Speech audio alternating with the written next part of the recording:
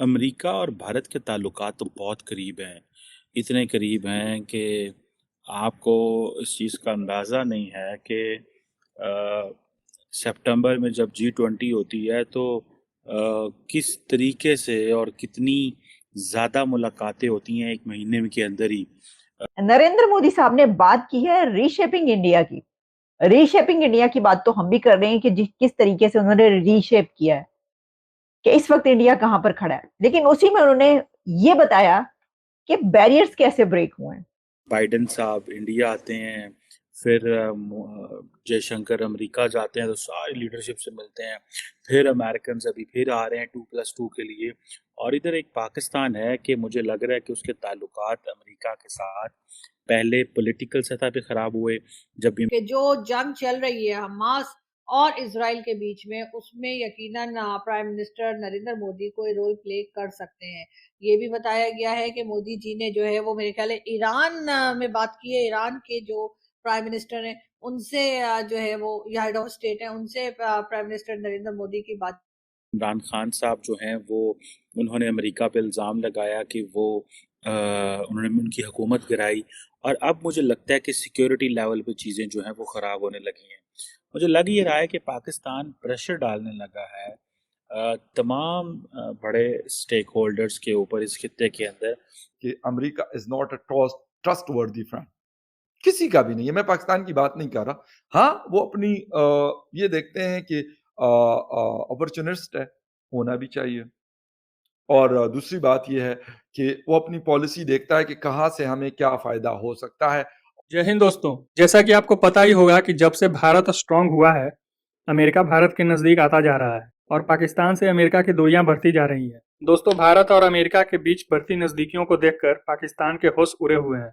वे हर समय कोशिश करने में लगे रहते हैं कि किसी भी तरह से भारत और अमेरिका के रिश्तों में खटास लाया जा सके और अमेरिका पाकिस्तान को थोड़ा सीरियस ले। दोस्तों, हमारी वर्तमान सरकार ने श्री जयशंकर के नेतृत्व में काफी अच्छे अच्छे डिसीजन लिए हैं और जिससे हमारे डिप्लोमेटिक रिलेशंस अमेरिका जैसे देशों के साथ काफी अच्छे हुए हैं। अभी कुछ ही दिन पहले भारत और अमेरिका के बीच 2+2 वार्ता भी हुई थी, जिसमें दोनों देशों के दो अलग अलग मंत्रालयों के बीच बैठक आयोजित हुई थी। दोनों देशों के दो दो मंत्री इस बैठक में मौजूद थे और अमेरिका के बीच सुरक्षा, रक्षा और राजनीतिक साझेदारी की समीक्षा के लिए बातचीत हुई थी। दोस्तों, इस वार्ता के मुख्य केंद्र बिंदु थी भारत और अमेरिका के बीच हिंद महासागर क्षेत्र में सामरिक और रणनीतिक सहयोग के बारे में चर्चा करना। साथ ही साथ चाइना के बढ़ते प्रभुत्व को हिंद महासागर में कैसे रोका जाए, इस पर भी बातें हुई थी।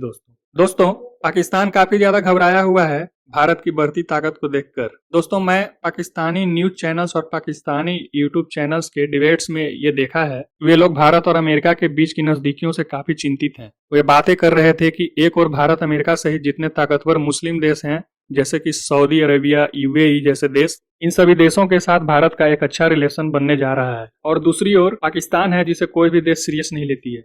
हमारी सरकार ने अपनी क्रेडिबिलिटी खो दी है। पाकिस्तानी बोल रहे हैं कि अब तो हमारा मुसलमानों वाला कार्ड भी फेल हो गया है। अब तो हमें सऊदी, यूएई भी नहीं भाव देती है भारत की वजह से। दोस्तों, पाकिस्तानी ये भी बात कर रहे थे कि हमारा हमेशा से एक कश्मीर वाला कार्ड रहा है, लेकिन जब से मोदी ने 370 हटाया है और जम्मू कश्मीर को यूनियन टेरिटरी बनाया है, तब से हम और बेकाम हो चुके हैं। दोस्तों, मोदी सरकार ने सिर्फ 370 हटाया ही नहीं है, बल्कि यूएई की सरकार से पैचअप करके मोदी सरकार ने वहां पर बिजनेस को भी बढ़ाया है, जिससे पाकिस्तानियों की तो सुलग चुकी है। अब पाकिस्तानियों को यह डर सता रहा है कि भारत के कश्मीर के लोगों को जब पाकिस्तान वाले कश्मीर के लोग देखेंगे और अपना कंपैरिजन करेंगे, तो वे भी भारत में मिलना पसंद करेंगे। और दोस्तों, बिल्कुल बात सही भी है। इनका जो इमरान खान है, उसने चाइना से दोस्ती करने के चक्कर में अमेरिका से काफी पंगे भी ले लिए हैं। उसने बहुत सारे आरोप अमेरिका पर लगाया था। तो दोस्तों, पाकिस्तान का तो रोना धोना ऐसे ही चलता रहेगा। अब आप इस वीडियो को देखिए और आनंद लीजिए। टीटीपी जो पाकिस्तान पे दर पे हमले कर रही है, जिसकी वजह से जिसे वो कहते हैं ना, पाकिस्तान का जो थ्रेट लैंडस्केप है वो बिल्कुल बड़ा इवॉल्व हो रहा है और जिसमें नए एक्टर्स आ रहे हैं। ठीक है, तहरीक तालिबान ऑपरेट कर रही है, बलोच मिलिटेंट्स जो है वो अलहदा ऑपरेट कर रहे हैं। एम्बेसडर यूएस के यहाँ पे नहीं थे। बाकी जो स्टाफ मेंबर्स थे वो हुआ करते थे, लेकिन प्रॉपर एक एम्बेसडर की जो पोस्ट थी, जो सीट थी, वो खाली थी।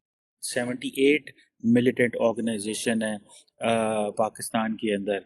अब इमेजिन करें 78 78 दहशतगर्द जमातें या मिलिटेंट ऑर्गेनाइजेशंस हैं।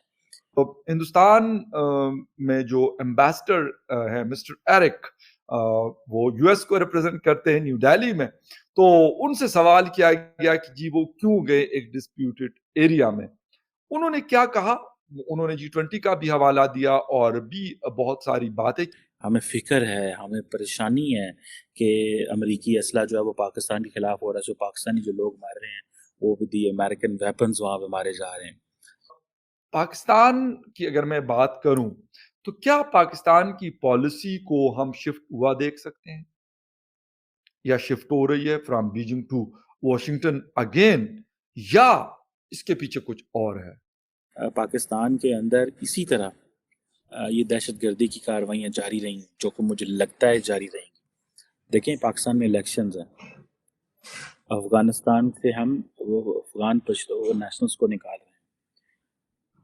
टीटीपी अपनी पावर उसके पास मौजूद है, वो अगर हमला नहीं करती तो वो नहीं करती बिकॉज वो चाहते नहीं हैं। जब वो चाहते हैं वो कर लेते हैं। अगर वाशिंगटन के साथ हमारे ताल्लुकात बेहतर होते हैं तो बीजिंग के साथ बिगड़ना शुरू हो जाते हैं, रियाद के साथ हमारे ताल्लुकात बेहतर होते हैं तो तेहरान के साथ बिगड़ना शुरू हो जाते हैं।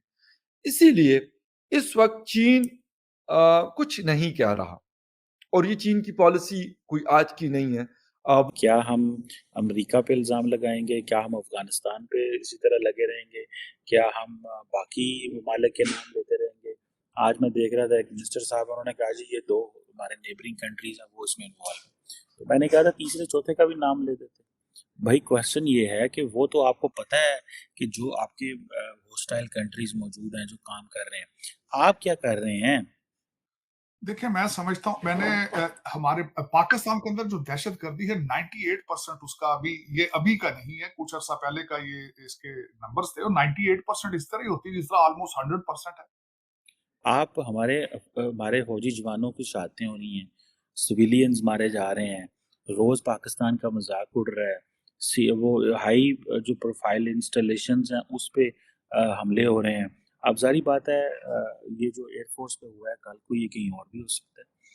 कि कुछ मेरे दोस्त जिनके बारे में समझता था कि वो पाकिस्तान में बहुत सेटल्ड है, बहुत सेटल्ड डेवलपर हैं, रियल स्टेट में हैं, इंडस्ट्रियलिस्ट हैं, जो जनरेशंस में दे वर बोर्न इन मनी।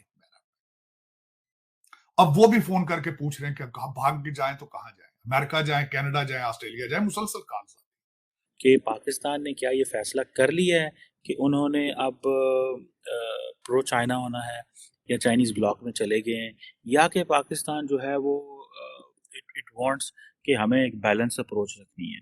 ये मेरा ख्याल है ये चीज़ें बताई हमें जाएंगी। अगर आप कि अमेरिकन देखें इनका ज्यादती है इसको, बल्कि यहाँ पे हिलरी क्लिंटन ने भी क्रिटिसाइज किया है।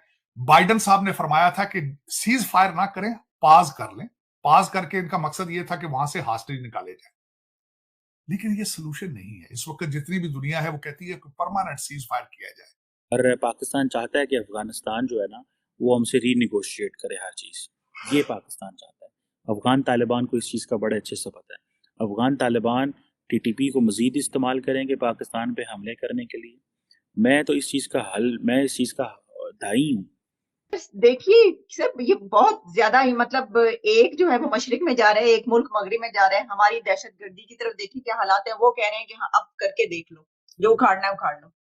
तो अमेरिका ने जो पता नहीं टैंक अपने या कौन सी चीज़ें जो हेलीकॉप्टर छोड़े थे वहाँ पे, तो उससे तो लोगों ने जो है वो अपनी किसी लड़के ने गाड़ी बना ली थी फरारी टाइप या कुछ इस तरह।